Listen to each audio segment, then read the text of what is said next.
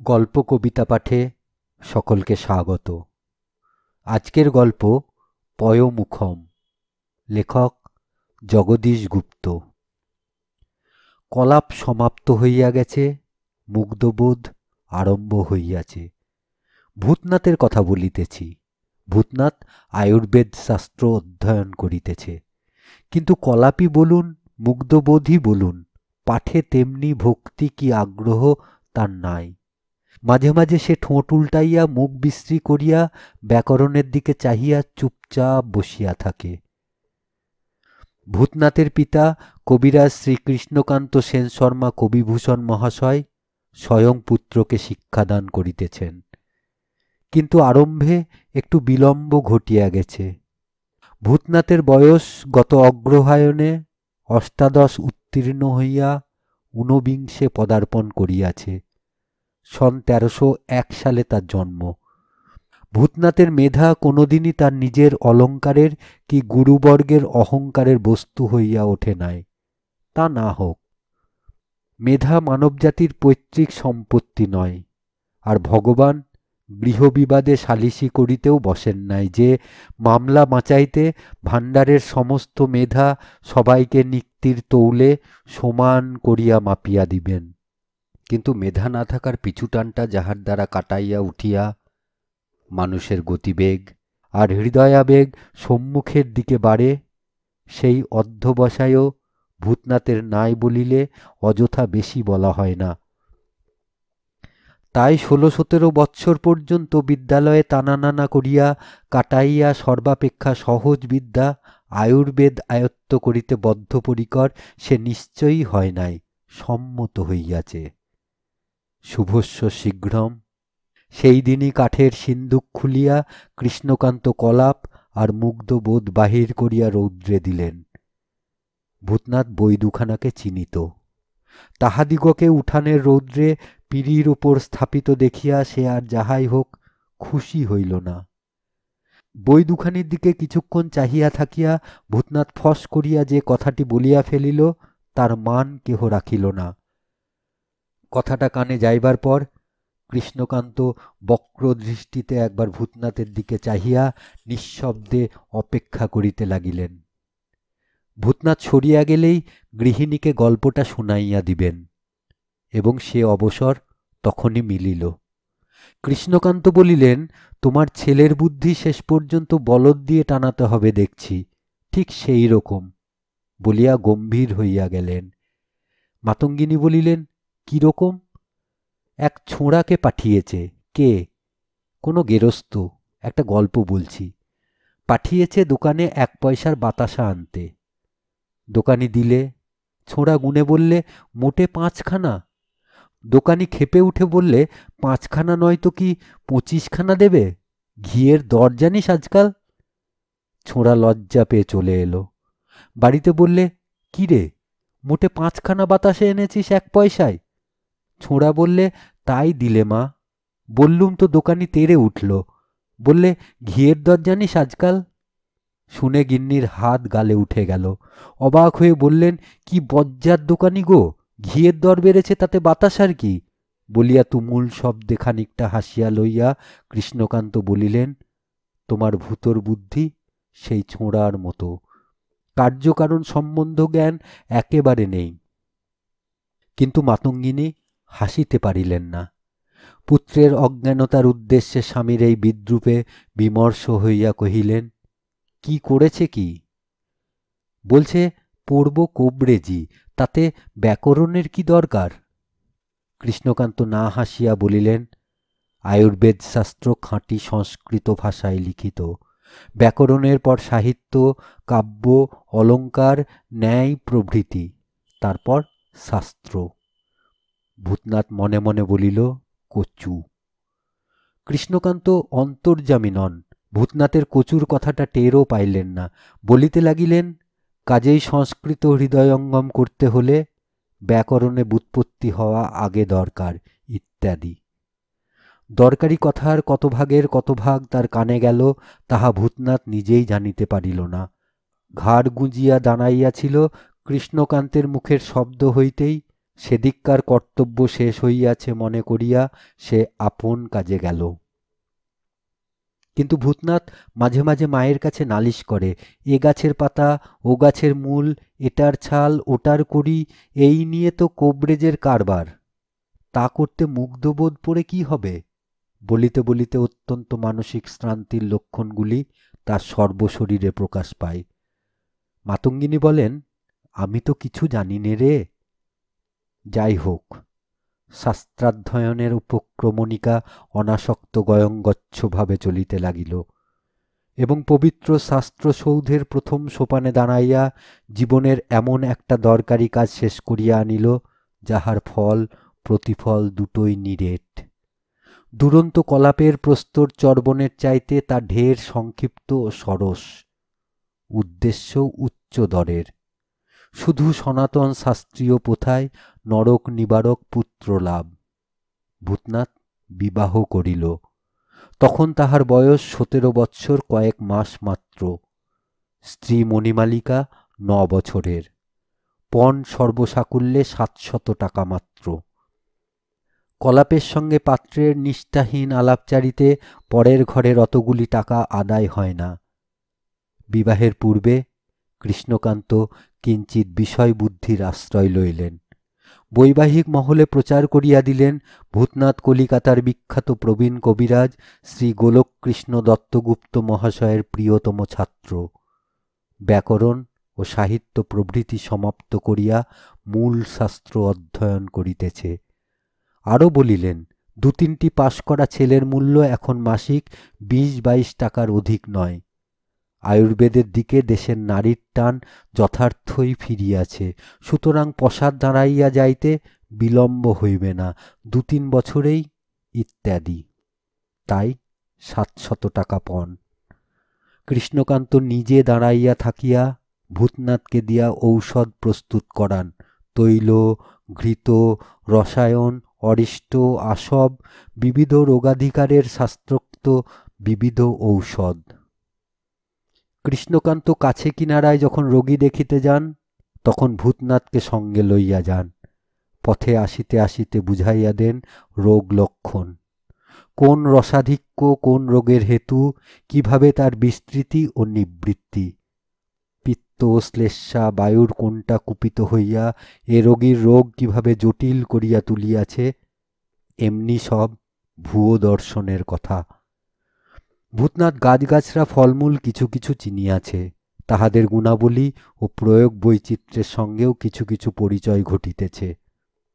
মণি ছোট্টটি, স্বামীর সঙ্গে তার ভাব হইয়াছে। ভূতনাথ মণিকে রাগায়, কাঁদায়, আবার খিলখিল করিয়া হাসায়ও। মাঝে মাঝে মণি যখন বাপের বাড়ির কথা ভাবিয়া মুখ ভার করিয়া থাকে, তখন তাহাকে আড়ালে ডাকিয়া লইয়া সদুপদেশও দেয়, বলে, এই তোমার আপন বাড়ি।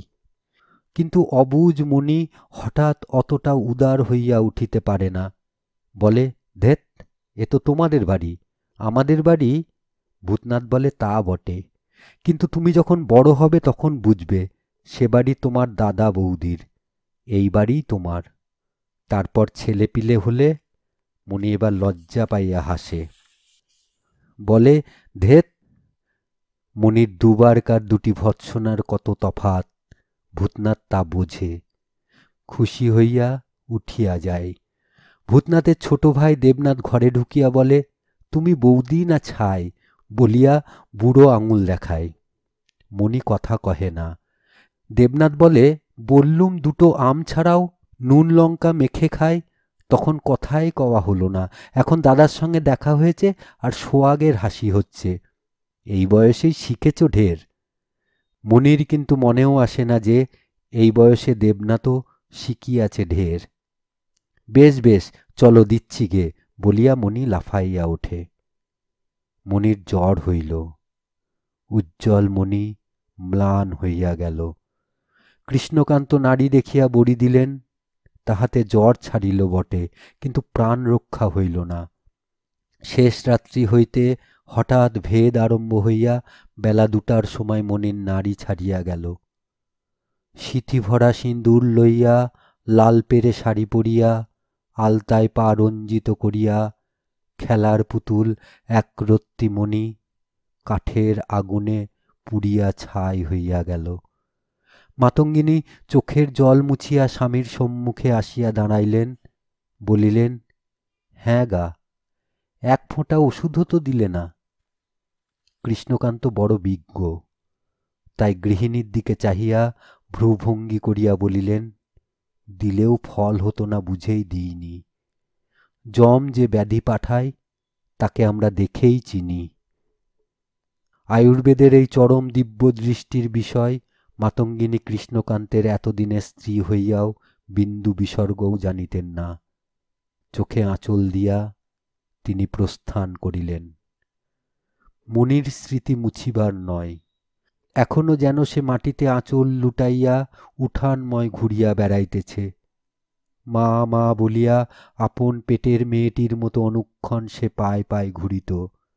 সে যে ছেলে মানুষ ইহা কেমন করিয়া ভুলিয়া যাইয়া তিনি মনির কাজের ভুল ধরিয়া ধমক দিতেন। মনির মুখখানি বিষণ্ণ হইয়া উঠিত। এই ম্লান, এই উজ্জ্বল, পরক্ষণেই মা বলিয়া ঘেঁষিয়া আসিত। মাতঙ্গিনীর বুক ফাটফাট করে। ভূতনাথ কাঁদিল বিস্তর। কলাপ কিছুদিন রোগীর প্রলাপের মতো অসহ্য হইয়া রহিল। সংসারে শোকতাপ আছেই। আবার ভগবদেচ্ছায় মানুষ শোকতাপ ভুলিতেও পারে। দিন দিন দূরত্ব বাড়িতে বাড়িতে মনির শোক কৃষ্ণকান্তের ভগবদেচ্ছায় গৃহ হইতে একেবারে নিষ্ক্রান্ত হইয়া গেল।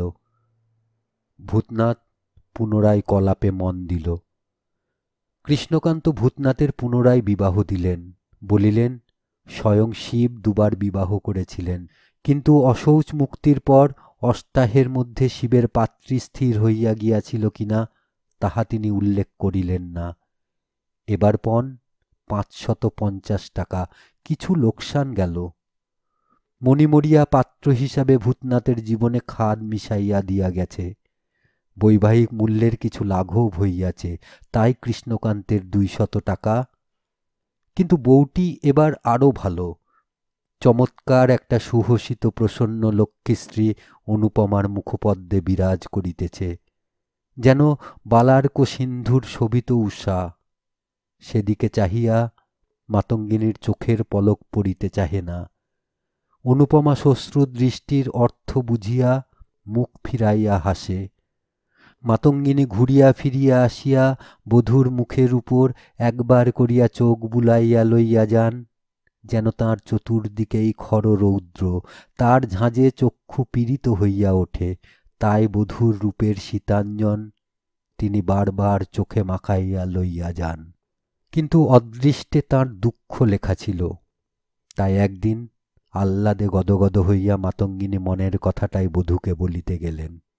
কিন্তু কথাটা সুস্পষ্ট না হওয়ায় ফল উল্টা দাঁড়াইয়া গেল। বৌমার খাস কামরায় যাইয়া মাতঙ্গিনী হাসিতে হাসিতে বলিলেন, বৌমা, তোমার আর বাপের বাড়ি যাওয়া হবে না বাপু, অর্থাৎ তোমার ওই মুখখানিকে আর চোখের আড়াল করছি নে। কিন্তু বৌমা অন্তর্যামিনী নয়। শাশুড়ির অভিলাষ শুনিয়া অনুপমা তার অনুপম চক্ষু দুটি তুলিয়া সোজা মাতঙ্গিনীর দিকে চাহিল, এবং মাতঙ্গিনীর আশা আকাঙ্ক্ষা আহ্লাদ ঘূর্ণিবায়ুর মতো আবর্তিত হইতে হইতে কোথায় যে মিলাইয়া গেল তার চিহ্নও রহিল না। সে দৃষ্টির অর্থ যে কি, প্রাণভরা কিন্তু অপ্রকাশিত আশার পরেই এ যে কত কঠিন নিরাশ্বাস, উগ্র মনের কতখানি উত্তাপ যে মুখখানি স্নিগ্ধ আবরণ ছাপাইয়া নিষ্পলক দৃষ্টির পথ ধরিয়া বাহির হইয়া আসিয়াছে, তাহা শুধু অনুভব করে মানুষের অঙ্গুষ্ঠ প্রমাণ প্রাণপুত্তলি। মাতঙ্গিনীর প্রাণ বধূর সেই দৃষ্টির অগ্নিবর্ষণের সম্মুখে দাঁড়াইয়া থরথর করিয়া কাঁপিতে লাগিল। মাতঙ্গিনী সামলাইয়া লইয়া বলিলেন, কিছু মনে করো না মা, তোমার মুখখানি কথা কয়টি উচ্চারিত হইয়াই অশ্রু বেদনায় তাঁর কণ্ঠ অবরুদ্ধ হইয়া গেল। একান্ত আপনার জ্ঞানে নূতন বধূর প্রতি এই তাঁর প্রথম অসংকোচ মুক্তপ্রাণ সম্ভাষণ। বুক ভরা সোহাগের আরও কত কথা বলিবার ছিল, পাষাণী তাহা বলিতে দিল না। মাতঙ্গিনীর মনে হইল আশাভঙ্গের এই ব্যথাটা তিনি জন্মান্তরেও ভুলিতে পারিবেন না, কিন্তু ভুলিলেন, এবং ভুলিতে তাহাকে জন্মান্তরে পৌঁছিতে হইল না।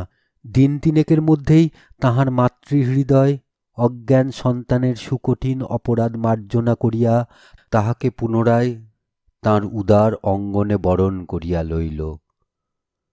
ভূতনাথ কলাপ সমাধা করিয়া এখন মুগ্ধবোধ আরম্ভ করিয়াছে। পিত্ত, বায়ু, কফ ইহাদের কোনটার প্রাবল্য কোন নাড়িতে প্রকট হয়, পিতার উপদেশে তাহাও যেন সে অল্প অল্প হৃদয়ঙ্গম করিতে পারিয়াছে। কিন্তু অনুপমা নাক সিটকায়, বলে, কোবরেজি পড়ে কি হবে শুনি? ভূতনাথ বলে, কোবরেজি তো আজকাল বেশ মানের কাজ হয়েছে, পয়সাও। তা জানি, কলকাতায় গিয়ে বুঝতে পারবে। ভূতনাথ যেন অপ্রস্তুতে পড়ে, বলে, দেশেও তো বেশ পয়সা আছে। আমাদের সেই বনমালী কোবরেজের মতো কোবরেজ হবে তো? তার তো নেংটি ঘোচে না। আমরা তাকে বলি বকরেজ মশাই বলিয়া অনুপমা খিলখিল করিয়া হাসে।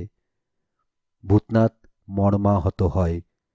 কবিরাজিকে সে নিজেও বড় শ্রদ্ধার চক্ষে দেখে না। জঙ্গল কাটা আর শুকনো কাঁচা জঞ্জাল জড়ো করা কবিরাজি যে হাল ফ্যাশনের খুব বড় একটা গর্বের জিনিস, ইহাও সে মনে করে না। তবু কবিরাজি সে হইবে, অদৃষ্টের লিখন তাই। তাই নিজের স্ত্রীর মুখে সেই কবিরাজির প্রতি অপার অবজ্ঞার কথা শুনিয়া সে সত্যকার ক্লেশই পায়। কিন্তু অনুপমা মনি নয়। অনুপমাকে ধমক দিলে ধমকের প্রতিধ্বনি যাহা সঙ্গে সঙ্গে ফিরিয়া আসিবে, তাহা মূলধ্বনিকে বহু নিম্নে রাখিয়াই আসিবে, তাহা সে বেশ জানে। অনুপমা অন্যদিকে মুখ ফিরাইয়া থাকে। ভূতনাথ চলিয়া আসিতে পা তোলে। অনুপমা হঠাৎ জিজ্ঞাসা করে, তোমার নাম রেখেছিল কে? বাবা রেখেছিলেন। নামের মানে তো মহাদেব নয়? বলিয়া অনুপমা হাসিয়া আকুল হইয়া যায়। সম্মুখে হাসির মুক্তধারা, উদ্ভিন্ন নিটোল যৌবন, মুক্তমালার মতো দন্তপাতি, আরক্ত গণ্ডতট, ফুল্ল অধরপুট। কিন্তু ভূতনাথ ঘামিয়া অস্থির হইয়া ওঠে।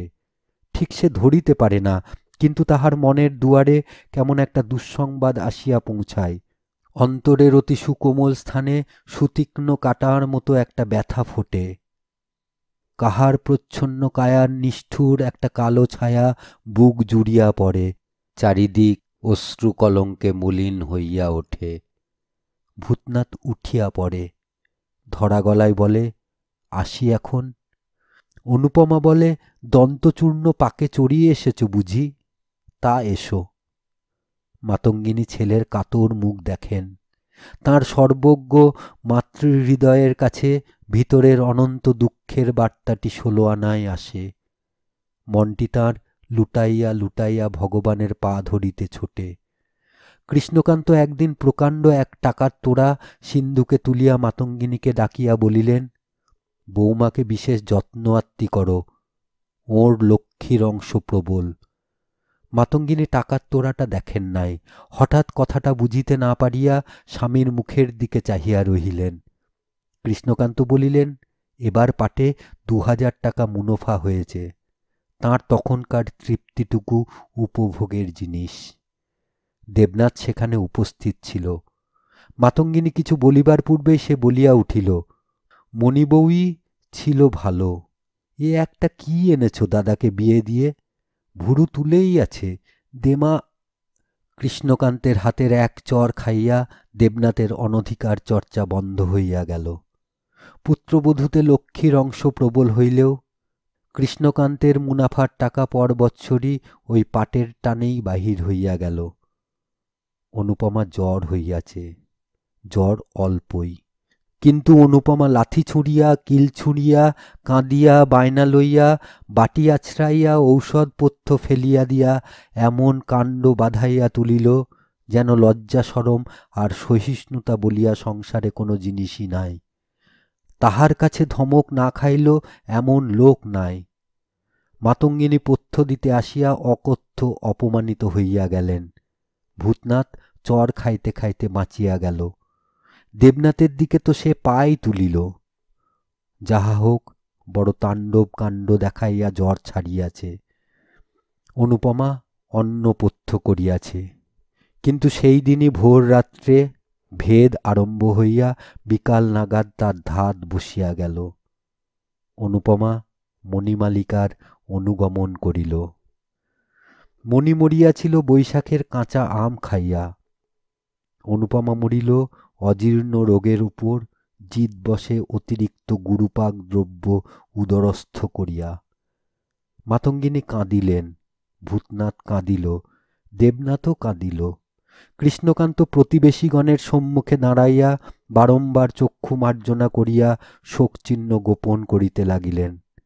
বলিলেন, বড় জেদি একগুঁয়ে মেয়ে ছিল ভাই।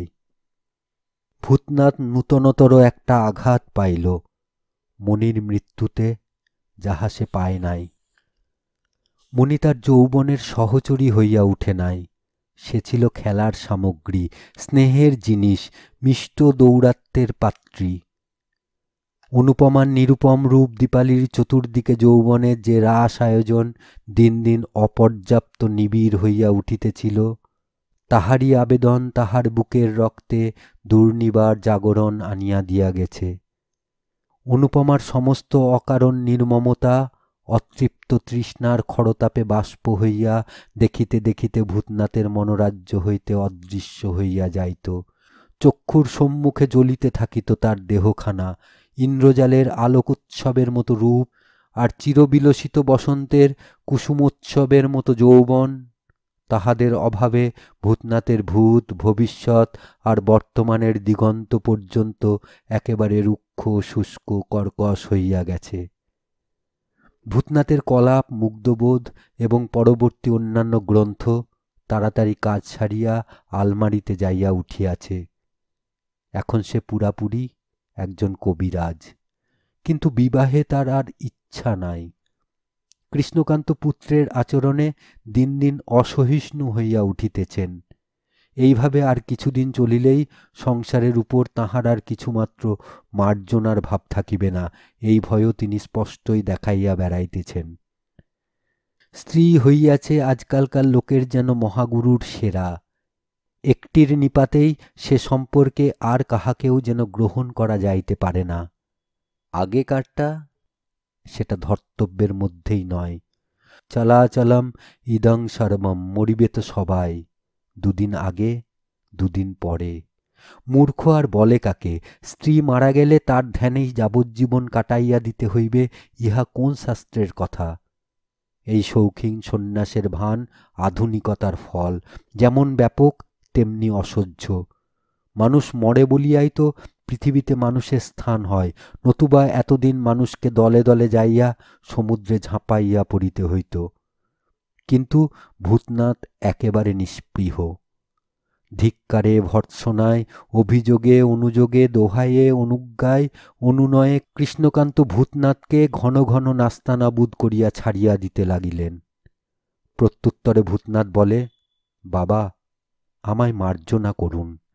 বিবাহে আর আমার রুচি নেই, বরং দেবনাথকে ধরুন, সেই সকল বিষয়ে আপনাদের সাধ পূর্ণ করবে। কৃষ্ণকান্তকে এসব কথা বলা বাহুল্য। কাহার দ্বারা তাহাদের সাধ আশা পূর্ণ হইবে তাহা তিনি পরিষ্কার জানেন।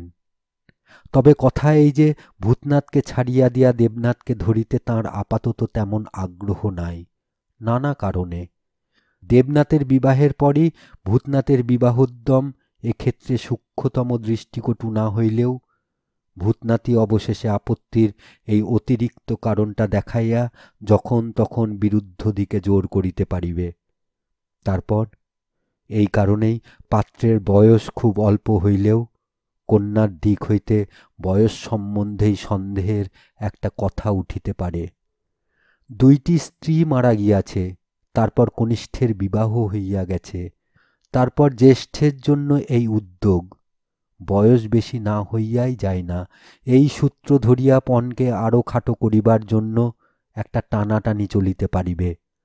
সুতরাং কৃষ্ণকান্ত প্রকাশ্যে বলিলেন, জ্যেষ্ঠ অকৃতদার অর্থাৎ বিপত্নিক অবস্থায় থাকতে কনিষ্ঠের বিবাহ সংস্কার শাস্ত্র এবং লোকাচার দুইয়েরই বিরোধী, প্রচণ্ড অকল্যাণকর একটা ব্যাপার।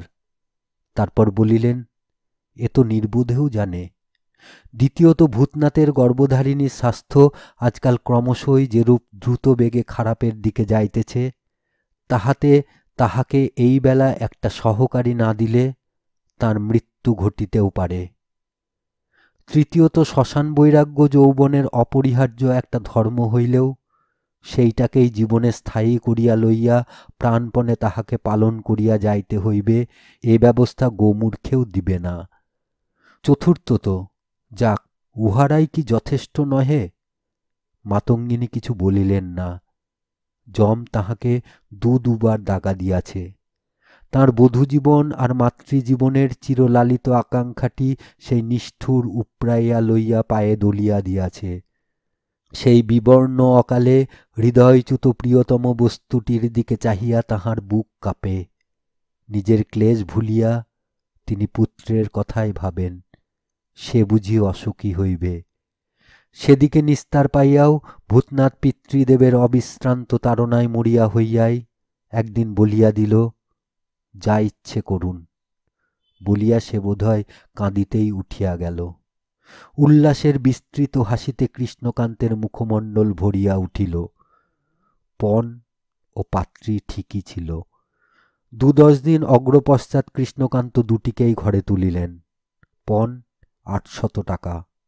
ভূতনাথের বৈবাহিক জীবনে আরও খানিকটা খাদ মিশিলেও পাত্রীর রং ময়লা বলিয়া খাদের কথা ও পক্ষকে কৃষ্ণকান্ত বিন্দুমাত্রও তুলিতে দিলেন না। বীণাপানির রং সুবিধার নয়, কালোই। সুবিধার মধ্যে তার চক্ষু দুটি আর ভ্রু যুগল, ভুরু দুটি টানা টানা, চক্ষু দুটি আবেশে ভরা। মাতঙ্গিনীর নিজের সুখ দুঃখ কোনোদিনই তার অন্তরের একান্ত নিজস্ব জিনিস হইয়া উঠিতে পারে নাই। জলের উপর পদ্মপত্র যেমন ভাসে, তেমনি করিয়া মাতঙ্গিনীর সর্বান্তকরণ সংসার পাথারের বুকের উপর ভাসিয়া বেড়ায়। পাথারে ঘা লাগিলেই তাঁর বুক দুলিয়া উঠে। মাতঙ্গিনী চোখে জল আসিতে দিলেন না। স্বামী তৃপ্ত হইবেন, পুত্র প্রীত হইবে। অম্লান বদনে তাই তিনি বীণাপানিকে তেমনি সোহাগে বরণ করিয়া লইলেন এবং তাহারই হৃদয়ের গাঢ় রসে নববধূ নূতন ভূমিতে পল্লবিত হইয়া উঠিতে লাগিল। কৃষ্ণকান্ত বলেন, বউ কেমন হয়েছে গো? মাতঙ্গিনী বলেন, লক্ষ্মীটি। কৃষ্ণকান্তের মনে পড়ে বিগত দুটির সম্পর্কেও মাতঙ্গিনী ধনধান্য দায়িনী ওই দেবীটিরই নামোল্লেখ করিয়াছিলেন। একটা গল্প তাঁর মনে পড়িয়া যায়, কোথাকার এক তাঁতি, কিন্তু গল্পটি তাঁর বলা হয় না। মাতঙ্গিনীর দীর্ঘ নিঃশ্বাসের ছোট্ট একটি অস্ফুট শব্দ তাঁর কানে আসে। দেবনাথ বলে, এই বৌদি আসল বৌদি, আগের দুটো ভালো ছিল না। একটু থামিয়া আবার বলে, প্রথমটা ছিল নেহাত ছোট, গরজ বুঝত না, তারপরেরটা ছিল বদমেজাজি, এইটে বেশ। মাতঙ্গিনীর প্রাণ ছাঁত করিয়া ওঠে। বলেন, বেশ কিসে রে? কথায় বার্তায় আলাপে আদরে বেশ। শুনিয়া প্রখর মধ্যাহ্নের উপর মেঘের চঞ্চল ছায়ার মতো মাতঙ্গিনীর বুকের ভিতর দিয়া কিসের একটা সুখকর সুশীতল মৃদু স্পর্শ ভাসিয়া যায়। কিন্তু পরক্ষণেই তিনি চমকিয়া ওঠেন।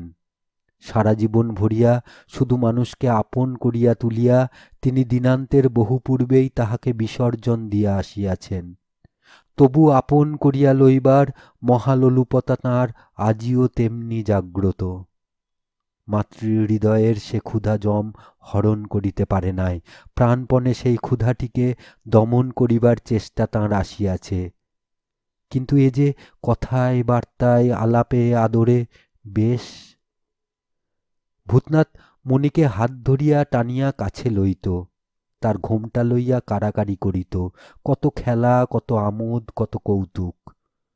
অনুপমাকে সে লুকাইয়া দেখিত, হঠাৎ দেখা দিত।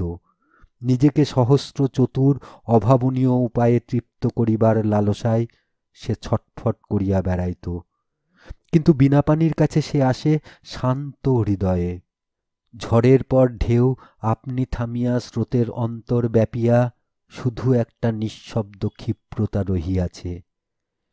বিনাপানি জানে স্বামী পূর্বে 2 বার বিবাহ করিয়াছিলেন, স্ত্রী দুটি সুন্দরী ছিল, সে কালো। মাতঙ্গিনী দুরু দুরু বুকে ভাবেন ছেলে অসুখী না হয়। তাঁর মনের দুশ্চিন্তা মনেই পরিপাক পাইতে পাইতে সহসা এক সময় দুঃসহ হইয়া শুধু একটি প্রশ্নেই আত্মপ্রকাশ করিতে চায়। বলেন, সব জানো তো বৌমা, আগেকার কথা? বিনাপানির বুঝিতে কিছুই বাকি থাকে না, বলে জানি মা। তারপর মনে মনে বলে আমি যে কালো। মাতঙ্গিনী তাঁর মনের কথা কি করিয়া টের পান বিনাপানি তা জানে না।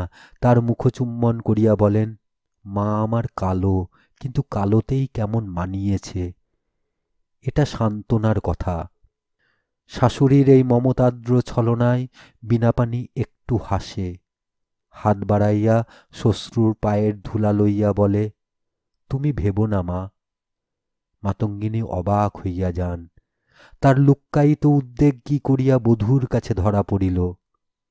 আশীর্বাদ করেন, জন্ম এওতি হও। মণি শাশুড়ির সঙ্গে ছায়ার মতো ঘুরিত, কতক ভয়ে কতক কৌতুকে। মনের কথা সে বুঝিত না, কাজ পণ্ড করাই তার দস্তুর ছিল। দৈবাত উতরাইয়া যাইত। মাতঙ্গিনী বকিয়া ঝকিয়া পরক্ষণেই তাহাকে কোলের ভিতর টানিয়া লইতেন। মণিকে তিনি আপন পেটের অবোধ সন্তানের মতো ভালোবাসিয়াছিলেন। অনুপমা প্রকাশ্যে একেবারে হাতে কলমে পায়ে না ঠেলিলেও আমল প্রায়ই দিত না। দরদ বোঝা আর বুঝিয়া দেখা তার বড় ছিল না। তবু মাতঙ্গিনী তাহাকে ভালোবাসিয়াছিলেন পুত্রের প্রিয়তমা বলিয়া। অলক্ষ্যে থাকিয়াই তিনি বুঝিতে পারিতেন বধূকে পাইয়া পুত্র এক হিসাবে চরিতার্থ হইয়াছে। কিন্তু বিনাপানি একেবারে অন্যরকম, অতিশয় শান্ত, অথচ এমন তীক্ষ্ণধী যে মাতঙ্গিনীর বিস্ময়ের অন্ত থাকে না। কি করিয়া অতটুকু মেয়ে তার মনের সুদূরতম প্রান্ত পর্যন্ত একেবারে যেন স্পষ্ট দেখিতে পায়। মাতঙ্গিনী পরের হাতের সেবা কখনো পান নাই। সেবা কি মধুর সামগ্রী, সে স্বাদ তিনি বিনাপানির হাতে প্রথম পাইলেন। অলক্ষ্যে থাকিয়াই মাতঙ্গিনীর সর্বান্তকরণ অশেষ সুখের সঙ্গে অনুভব করে পুত্রের মন বসিতেছে। এ বসায় কলরব নাই, উদ্দামতা নাই, বিক্ষোভ নাই, জয় পরাজয়ের শঙ্কার নিঃশ্বাসে তাহা উত্তপ্ত নহে। এ বসা শুধু একটা রসঘন নির্মল মধুরতার মাঝে নিষ্কম্প শান্ত আত্মসমর্পণ। ভূতনাথের পসার হইয়াছে, কিন্তু সব জিনিসেরই মূল্যাদি অত্যাধিক বাড়িয়া যাওয়ায় সংসারের নাই নাই রবটা যেন থামিয়াও থামে না। মাঝে মাঝে কৃষ্ণকান্তের নামে মানি অর্ডারে টাকা আসে, কে পাঠায় কেন পাঠায় কে জানে। কৃষ্ণকান্ত সাবধানে লুকাইয়া টাকাটি গ্রহণ করেন। কিন্তু হঠাৎ একদিন কিছুই লুকানো রহিল না। দূরের এক রোগীর লোক আসিয়া কৃষ্ণকান্তকেই চাহিয়া বসিল। তাহার পরিবর্তে তরুণ কবিরাজ ভূতনাথকে সে কিছুতেই মঞ্জুর করিল না। রোগ বড় কঠিন। কৃষ্ণকান্ত অতীব অনিচ্ছার সহিত পালকিতে যাইয়া উঠিলেন এবং তাহার পালকিও দৃষ্টির বহির্ভূত হইয়া গেলে মানি অর্ডার আসিয়া পড়িল। বিনাপানির পিতা পাঠাইয়াছেন 10টি টাকা। ভূতনাথের বুদ্ধি কলাপ অধ্যয়নকালেই স্থূল ছিল, কিন্তু আজকাল অন্তত বহিরাবরণ ছিন্ন করিবার মতো ধারালো হইয়াছে। টাকা 10টি পুরোভাগে রাখিয়া হুঁকায় 2টি টান দিতেই সমগ্র ব্যাপারটি তাহার কাছে সুস্পষ্ট হইয়া উঠিল। রঙের অপরাধে পুত্রবধূর পিতাকে মাসে মাসে জরিমানা দিতে হইতেছে, এবং এই ব্যাপারের শুরুর সুদূর ইতিহাসটাও তার অজ্ঞাত রহিল না। অপরাজিতাটিকে পরিত্যাগ করিয়া তিনি পুনরায় গোলাপ আহরণ করিয়া নিবেন যদি। এই এক কথাতেই বিষম ভয় পাইয়া কালো মেয়ের বাপ ছেলের বাপকে সংযত রাখিতেছেন। আরও একটা নিদারুণ অতি ভয়ঙ্কর সন্দেহ ধীরে ধীরে ভূতনাথের মনে স্থিতি লাভ করিতেছিল। কি হেতু অবলম্বন করিয়া অসহ্য সন্দেহের উদ্ভব, তাহা তাহার নিজের কাছেই একটা দুরূহ হেঁয়ালির মতো।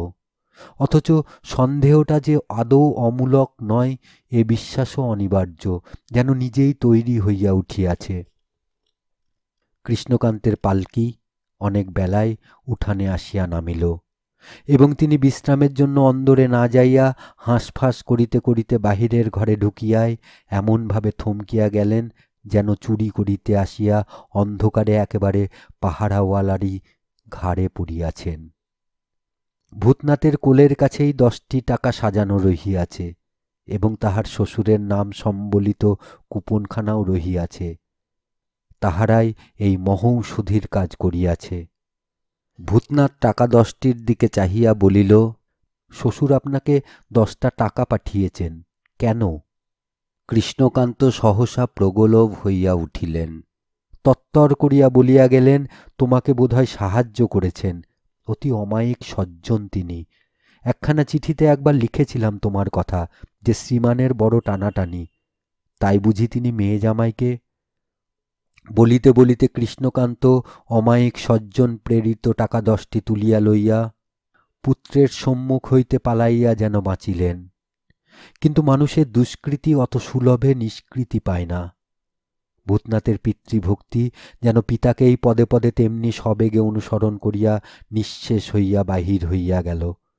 তাঁহার উচ্চারিত মিথ্যা কথাগুলির বিনাশ কিন্তু অত সহজে ঘটিল না। তাদের ধ্বনি আর প্রতিধ্বনির পর প্রতিধ্বনি জাগিয়া প্রতি মুহূর্তে কঠিন হইতে কঠিনতর হইয়া দুর্ভাগ্য ভূতনাথের কর্ণবিবরে আবর্তিত হইতেই লাগিল। ভূতনাথের শ্বশুর আর টাকা পাঠান না। ভূতনাথ অভয় দিয়া নিষেধ করিয়া তাহার জ্ঞান চক্ষু ফুটাইয়া দিয়াছে।